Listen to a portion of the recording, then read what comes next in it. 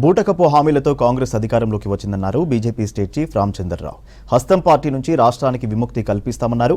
Hyderabad BJP state ఆఫీసులో జూబ్లీహిల్స్ ఎన్నికలపై charge sheet release చేశారు. పేదల భూములను ప్రభుత్వం లాక్కుంటుందన్నారు ఎంపీ కొండా విశ్వేశ్వరరెడ్డి. హైదరాబాద్ అభివృద్ధిని సర్కార్ పట్టించుకోవట్లేదన్నారు ఎంపీ రఘునందన్ రావు.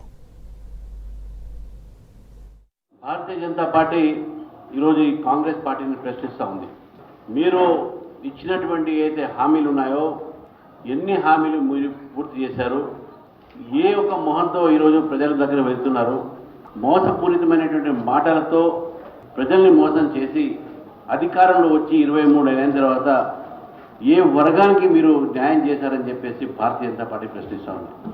వాస్తవానికి ఈరోజు విద్యార్థుల్ని మీరు ఫీ రీఎంబర్స్మెంటేగా బాధ పెడతా ఉన్నారు. వాళ్ళ చదువులు ఆగిపోతూ ఉన్నాయి.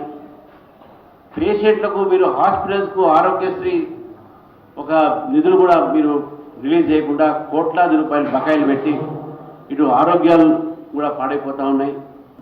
ప్రజలకు ఆరోగ్యశ్రీ దొరకట్లేదు. రైతులకు రైతు బంధు అని చెప్పేసి ఇంతవరకు రైతుల బందే పెట్టారు మీరు టోటల్గా. ఈరోజు రుణమాఫీ అని చెప్పారు. మీరు మమ్మల్ని ప్రజలు మాఫీ చేయాలని చెప్పి ఆలోచన ఉన్నారు. మీరు ఈరోజు జూబ్లీహిల్స్ మాట్లాడుతూ ఉన్నారు. మా కార్పెట్ బాంబింగ్ గురించి మాట్లాడుతున్నారు. కార్పెట్ బాంబింగ్ కాదు మీకు. మేము ఏ బాంబింగ్ అని చేస్తాం ప్రజల ఒక బలంతో. బాంబింగ్ అంటే బాంబులేసి పేర్చడం కాదు. ప్రజల ఒక సపోర్ట్తోని ప్రజలను ఆటం బాంబులుగా మారి మిమ్మల్ని దింపుతారు, గద్ద దింపుతారు.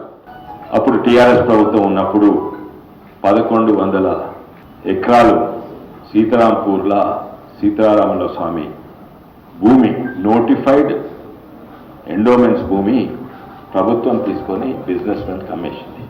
ఇది ఇల్లీగల్. ఎండోమెంట్స్ భూమి అట్లా తీసుకొని ఆప్షన్ పెట్టి అమ్మరాలి. అది అయిపోయింది, టీఆర్ఎస్ ప్రభుత్వం చేసింది.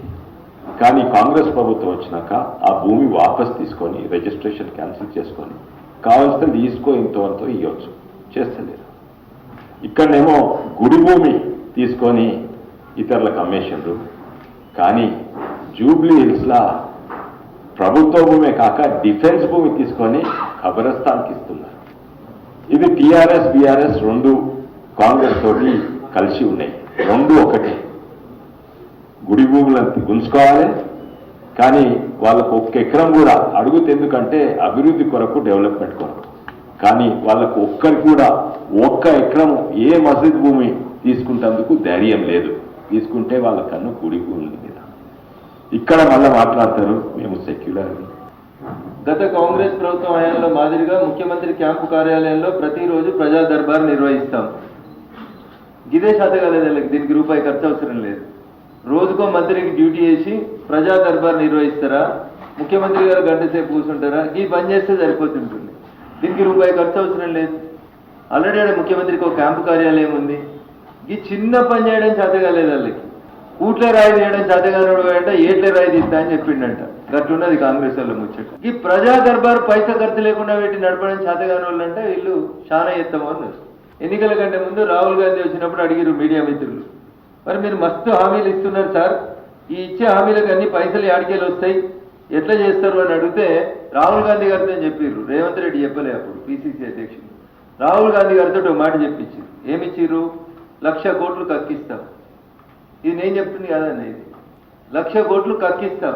ఎవరు చెప్పారు? రాహుల్ గాంధీ గారు. ఎవరి దగ్గరికి వెళ్ళి? నిన్నటిదాకా ముఖ్యమంత్రి ఉన్న ఆయన కుటుంబం దోసుకున్నటువంటి ఆస్తుల విలువ 1,00,000 కోట్లు. ఇవి కక్కించి ఇందిరమ్మ ఇల్లు కడతాం, 4,000 రూపాయల పింఛన్లు ఇస్తాం, ఆడబిడ్డలకి స్కూటీలు ఇస్తాం అనే. మరి ఇప్పటికే 33% నీ పాలన సమయం పూర్తయింది. 1,00,000 కోట్లలో మరి 33,000 కోట్లనే కక్కాలి కదా. కక్కిన పైసలేనో ఒక శ్వేతపత్రం మీరు ఇయ్యలేదాకా మీరు కక్కించిన ఎంత? కేసీఆర్ గారి దగ్గర, ఆ కుటుంబ సభ్యుల దగ్గర మీరు కక్కించిన డబ్బులు ఎన్ని? మీకు ఇచ్చింది 60 నెలలు. 60లో 23 అయిపోయింది. దాదాపు 33% ఆఫ్ ద టైం అయిపోయింది. ఎన్ని కక్కిరన్నా ఈ 1,00,000 కోట్లకి వెళ్ళి?